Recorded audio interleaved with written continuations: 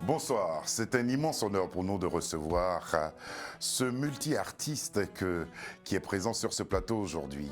Il est à la fois reconnu par les puristes dans le jazz et aussi par ceux qui sont amoureux de musique électronique. Il est aussi animateur de radio. Tous les soirs, vous le retrouvez sur une chaîne de radio dont on va parler au cours de cette émission, dans le cadre d'une émission consacrée à la musique classique et au jazz. Il est aujourd'hui sur notre plateau pour nous parler de son parcours, de sa carrière, de ses différentes activités, avant bien sûr la sortie de Life is a Movie, La vie est un cinéma, prévu pour le 28 avril prochain. Lui, c'est Laurent De Wilde. Comment allez-vous? Mais très bien, Serge. Longue intro, parce que long parcours aussi, hein, désolé. Et oui, c'est le privilège des cheveux blancs. Est-ce que vous savez le nombre de productions que vous avez réalisées à ce jour? Oh là, non, je serais incapable de vous dire ça. J'ai un peu du mal. Il me faudrait une minute pour savoir le nombre d'albums que j'ai enregistrés sous mon nom, mais alors le nombre de titres que j'ai produits, là, c'est hors de ma portée. Ouais, ouais. J'appelle la SACEM. On va se consacrer aujourd'hui à Wills et aussi à votre parcours d'homme d'écrivain, d'homme de radio. On parlera de tout cela. Au nom de toute l'équipe, nous vous souhaitons la bienvenue à Afro Night. Merci.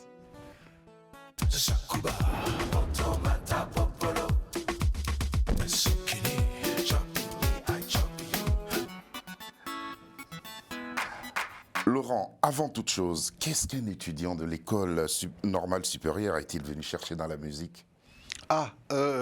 C'est pas moi qui suis venu chercher, c'est la musique qui est venue. Qui vous a trouvé? Qui est venue me chercher sous la forme d'une espèce de visitation, n'est-ce pas, comme dans le Nouveau Testament, quoi. J'étais tranquille en train de rien faire et tout d'un coup j'ai entendu un disque d'Oscar Peterson qui m'a semblé être une musique, mais littéralement divine. Et à partir de là, j'ai voulu en être. Et ce sentiment ne m'a jamais lâché. Et vous avez tout abandonné au profit d'une bourse? Oui, c'est ça, c'est-à-dire que j'ai poussé un petit peu, comme j'avais des bonnes notes à l'école, j'ai poussé un petit peu jusqu'au concours de Normal Sup, que j'ai eu un petit peu par hasard, je le confesse, et puis surtout qui était un petit peu contraire à mes plans, parce que je m'étais beaucoup préparé à l'échec, et ce que je voulais justement, c'était faire du piano, faire du jazz. Je perdais beaucoup de temps à apprendre le grec et l'histoire ancienne, et je me suis un petit peu rattrapé, donc après, j'ai filé à New York, où j'ai habité 8 ans, les premières années étaient des années d'apprentissage, et puis après je commençais à jouer, quoi. On parlera de tout ça au cours de cette émission. À présent, un de vos amis, celui que désormais je vais appeler votre frère siamois, parce que vous avez une façon tous les deux de jouer, c'est Relema qui parle de vous et de votre rencontre. Ça fait 25 ans qu'on se regarde, hein, lui et moi. Et chaque fois, on se dit, bon, c'est pas mal ce qu'il fait, ce type-là. Il faudra qu'un jour, je lui demande un peu, qu'on se regarde de près. Et puis, c'est seulement il y a 1 an qu'on s'est vraiment pris le temps. Voilà. Franchi le pas.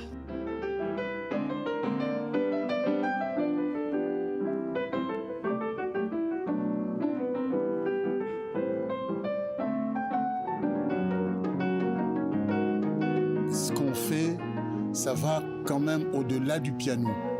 Le piano, c'est juste un morceau de bois à la fin de la journée. Mais pour pouvoir regarder l'autre avec ce manque d'inhibition et cette confiance, c'est parce qu'on a longuement parlé. On a parlé de tout.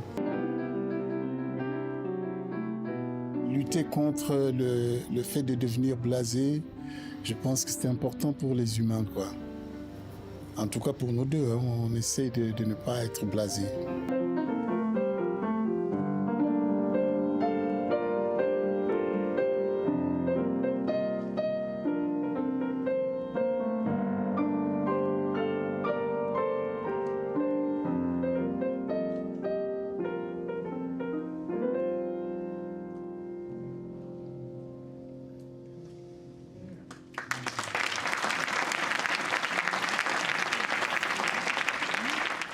Sourire sincère et franc, hein. Et plaisir aussi de jouer. Ah oui, on était... La rencontre avec Ray se fait sur scène ou bien en feuilletant son... Parce que lui aussi, il a produit pas mal de disques. Ah oui, oui. Bah, ça fait plus de 30 ans qu'on se connaît. Ouais. On s'est rencontrés quand je rentrais juste des États-Unis et je sais qu'il y avait un petit drapeau qui était planté sur son chapeau et je savais qu'un jour on reviendrait ensemble à travailler et c'est ce qui s'est passé en 2016, voilà, où on a commencé à mener ce projet qui est un peu fou, quoi, d'écrire un répertoire pour 2 pianos et de le tourner. Comment dire, les programmateurs sont souvent un peu frileux, 2 pianos, c'est beaucoup, c'est cher, ça prend de la place et tout ça. Et donc, on a enregistré un deuxième disque depuis, voilà, c'est verbeux, oui. 80 minutes, c'est déjà beaucoup, alors le double, on n'en veut pas. Donc, non, c'est un projet dans lequel on est tombé un petit peu tous les deux, Ray et moi, et on voudrait le lâcher, mais pour rien au monde. Ouais. C'est devenu une 2 albums déjà. Ouais, c'est une hygiène maintenant. Pas encore, parce qu'on n'a pas assez tourné le répertoire du deuxième. D'accord. Mais justement, on a parlé du côté verbeux des pianistes. Comment et par quels moyens vous êtes arrivés à vous canaliser tous les deux? En discutant beaucoup, en jouant beaucoup, en cherchant avec minutie vraiment les petits trous dentés qui s'imbriquent bien et qui tournent bien rond. C'est un travail très fastidieux. C'est aussi le respect l'un pour l'autre. Bien sûr, ça commence par ça. C'est-à-dire qu'il faut être à la fois à l'écoute et en même temps amener... Être soi-même une roue, un moteur et suivre le mouvement en même temps.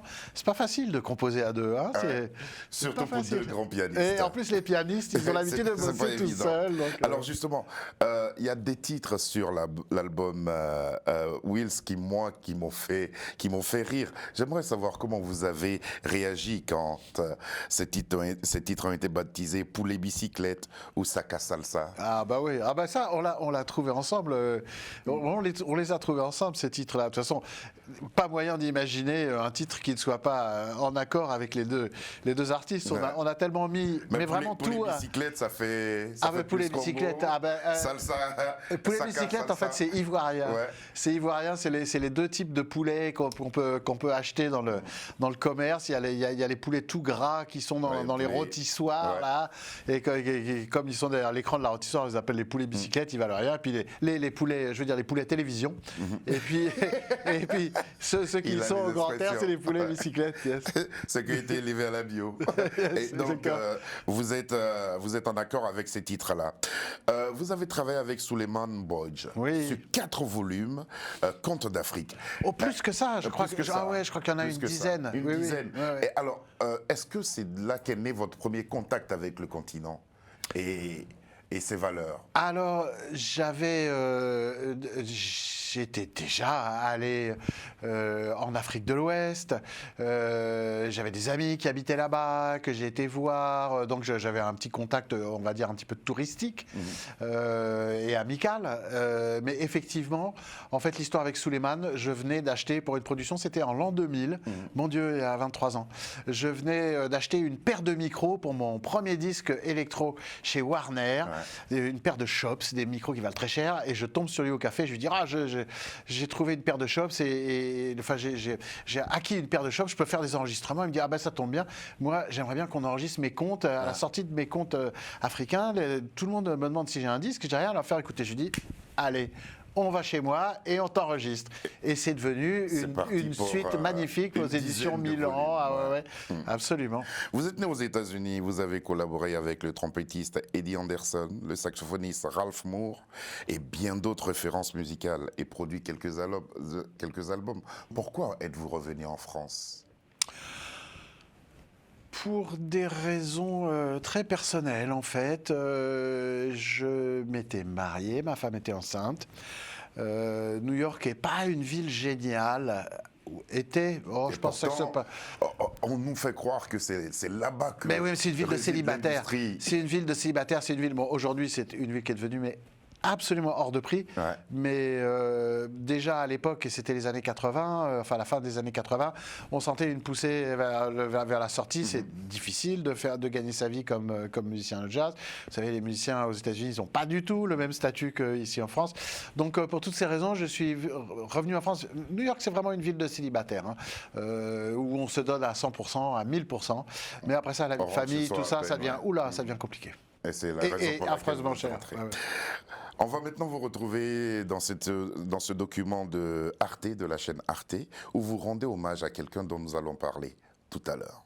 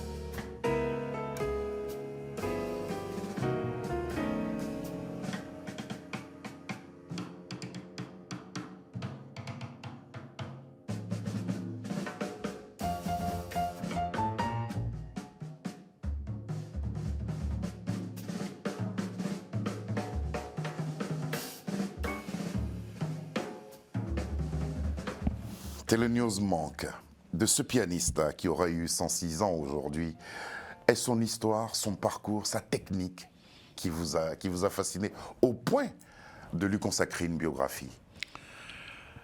C'est un objet littéraire magnifique, Thelonious Monk. C'est un gars qui ne tient dans aucun cadre.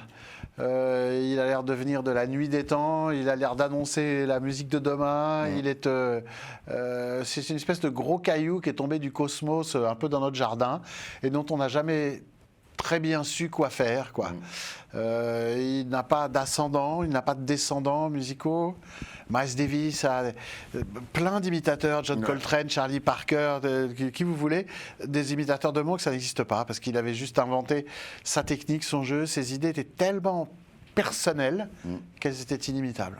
Vous écrivez à la page 206 du livre que vous m'avez confié, c'est presque attendrissant de le voir bouger comme ça. Il flotte, il navigue, il louvoie, il se cogne.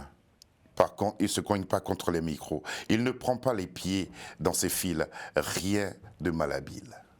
Oui, parce il donnait toujours l'impression d'être une espèce de gros ours mal léché, comme ça, avec son manteau, puis il gardait son manteau, puis il était un peu comme ça. Et on pensait que c'était un gars un peu balourd. Et en fait, il était extrêmement, extrêmement précis.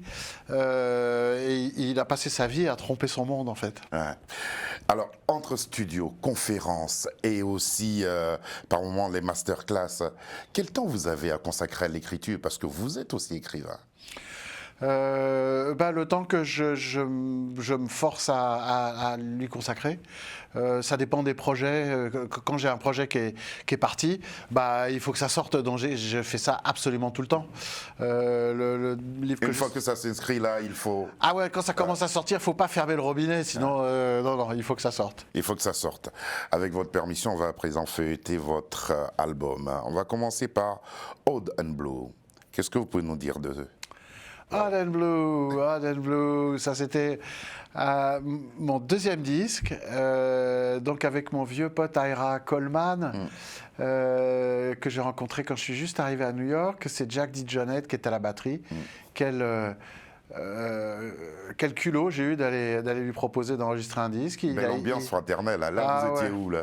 On était dans une ancienne église qui servait de studio d'enregistrement, à côté de chez Jack, upstate New York. À cause des sons.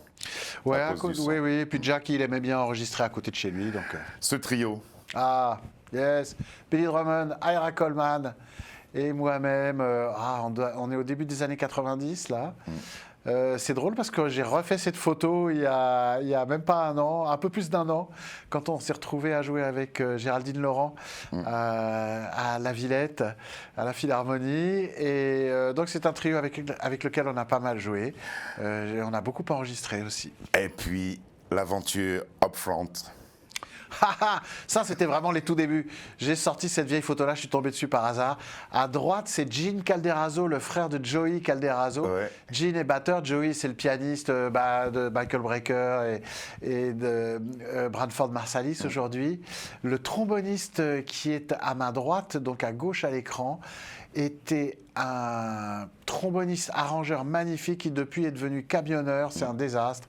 Je crois que le bassiste Ron est mort au Japon et je ne sais pas ce qu'est devenu le saxophoniste. Vous trouverez sûrement, vous trouverez. Et puis, quelque chose qui est beaucoup plus proche de nous, je vous dis Gibraltar, je vous dis Abdel Malik. Ah yes, alors ça c'était quand même il y a un moment. Ouais. Là, c'était quasiment il y a 10 ans. Ouais. Plus, il y a 15 ans. Mon Dieu, comme le temps passe. On cause. Ouais. Abdel Malik. C'était un bon moment, hein. Belle aventure. Oui, puisque c'était sympa, c'était vraiment le décollage de sa carrière. C'est-à-dire que cet album Gibraltar a vraiment pris feu. Et on est passé très rapidement de toutes petites salles à des trucs aux Eurocaines de Belfort. Donc et avec une reconnaissance je dirais, mondiale. Exactement. Et puis on va retrouver Open Change. Oh yeah. Open Change. Ça, c'est l'album. Et puis, il va y avoir un autre album. C'est cet album-là qui, sûrement, vous donne envie de rester définitivement en France. C'est drôle parce que je l'ai enregistré à New York, mais c'était juste avant la naissance de ma fille, donc mon deuxième enfant. 1993. Exactement. Donc j'ai été tout de suite, j'étais quand même très très impatient de retourner quand même à Paris après l'enregistrement de cet album. Et c'est grâce à lui que j'ai obtenu le prix Django Reinhardt. Ouais. C'est un album à l'écouter encore aujourd'hui. J'aime pas du tout m'écouter, mais je trouve qu'il respire un petit truc un peu serein, quoi. Ouais. Qui est bizarre parce que ça ne correspond pas du tout à ma vie à l'époque. C'était très très agité. Et puis l'album de tous les superlatifs, l'album qui a tout bousculé, de tous les records, c'est Over the Clouds. Ah ouais. Alors ça c'est un album. Je sortais d'une période où j'ai beaucoup joué et enregistré de la musique électronique. Et on sent la sérénité là.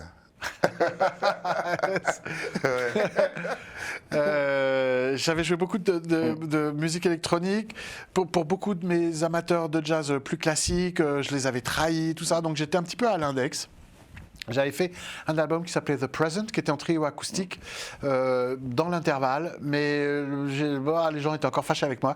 Et là, avec Over the Clouds, j'ai dit ok, d'accord, ok, on te donne le droit de refaire des disques acoustiques et on se donne le droit de les acheter. Donc c'est ça qui s'est passé, c'était un welcome back qui faisait bien. En tout cas, c'est un superbe album que nous vous conseillons, amis téléspectateurs. On va vous retrouver dans vos deux univers et ensuite on en parle. Laurent de Wild.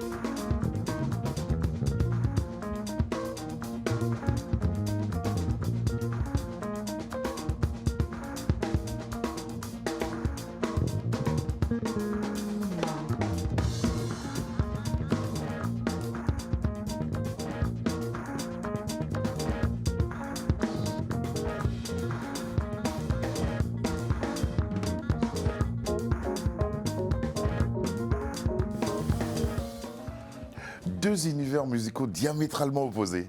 C'est ce qui vous permet Pas de pas tant être que blasé. ça, je trouve. Ah Pas ben tant si, que si, ça. si, moi, parce que là, ce qu'on écoute, c'est de la musique électronique. Une impro comme ça. Ouais, mais avant c'était de l'improvisation aussi. C'était sur un morceau de Fela. C'est une. C'est Féfé, Féfé, bien sûr. Ouais. C'est drôle parce qu'on va le jouer à la fin du mois, le 30 mars, à l'Ermitage avec le batteur Simone Pratico qui m'invite pour jouer en particulier ce morceau au Fender Rhodes. Donc non, moi je trouve pas que ce soit très différent. Le support peut-être est différent, peut-être parce qu'on voit des machines et des fils, mais la vibe de la musique, je trouve qu'elle reste la même. Mais comment vous voyagez entre ces deux univers?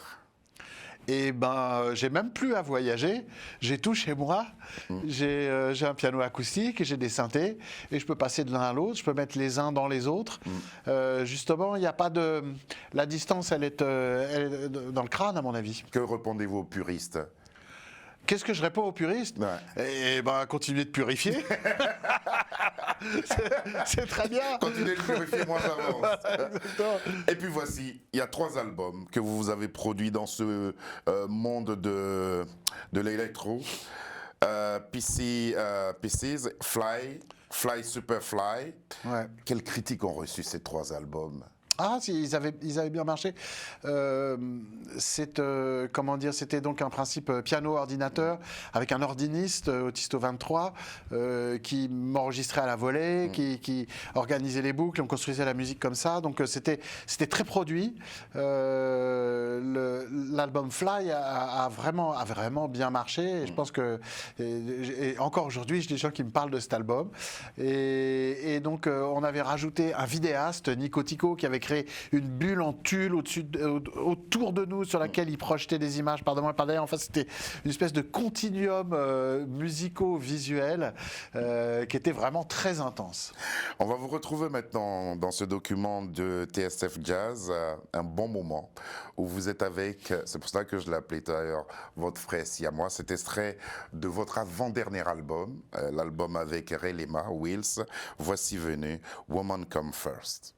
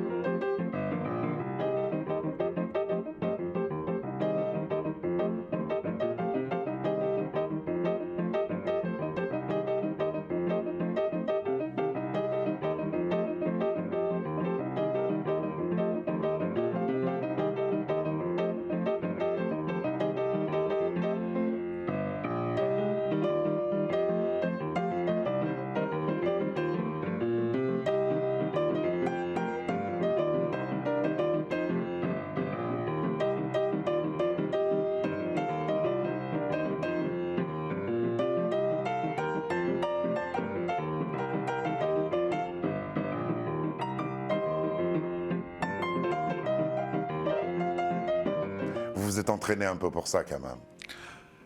Pour faire ça. Bah non, on a dit toi tu commences là, puis après ça on change, voilà. Ouais. Bah non. Mais changer de cette façon-là, sans perdre aucune note. Ah bien obligé quoi. Bravo à tous les deux. Comment se comporte justement ce deuxième album? Parce que vous avez déjà produit ensemble Reedless, et maintenant c'est Wills. Comment se comportent ces 2 albums? Ça se passe bien. Beaucoup de tournées aussi, hein? Beaucoup de représentations. En France, à l'étranger. Encore une fois, c'est un projet qui n'est pas facile, mais les concerts se passent toujours bien. Donc à chaque fois qu'on joue dans un concert, y a des gens qui repartent contents et qui se disent j'irais bien le réécouter. Donc ça se passe bien. Pourquoi les roues? Ah, les roues, c'est les roues rythmiques, c'est le principe du groove, c'est la dénomination que Ray aime bien utiliser, les roues, justement comme les roues dentées d'une mécanique d'une montre, c'est-à-dire qu'ils doivent parfaitement s'emboîter pour tourner très très rond et donner envie de danser. Dites-moi, comment on trouve le titre d'une musique quand on ne chante pas? Comment trouve-t-on le titre d'une musique? Parfois c'est une évidence, parfois on peut mettre très longtemps à le trouver. Mais je pense que d'une façon générale, il doit refléter l'idée autour de laquelle on tournait au moment où on a écrit ce morceau. Merci beaucoup Laurent De Wilde d'être venu jusqu'à nous partager ce moment. Le tout dernier album qui va se présenter et qui va s'offrir ainsi aux mélomanes, c'est un trio qui s'appelle Life is a Movie.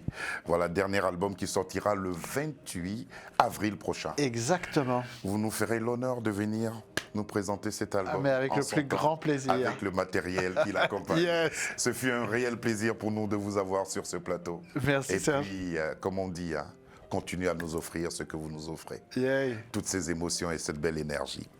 Samir Gaïb a réalisé cette émission. À côté de lui, il y avait Lucie John. Un grand merci à Pascal Tré qui a créé ce contact. Merci à Davina, Alexandra, Ahmed et Delphine, ainsi que Valentine qui nous ont aidés à la préparation de cette émission que nous avons présentée avec beaucoup, beaucoup de plaisir et d'émotion. Bonsoir. Et puis n'oubliez pas, le 30 mars sur scène. Et puis très bientôt encore sur ce plateau d'Afro Night. Bonsoir à tous.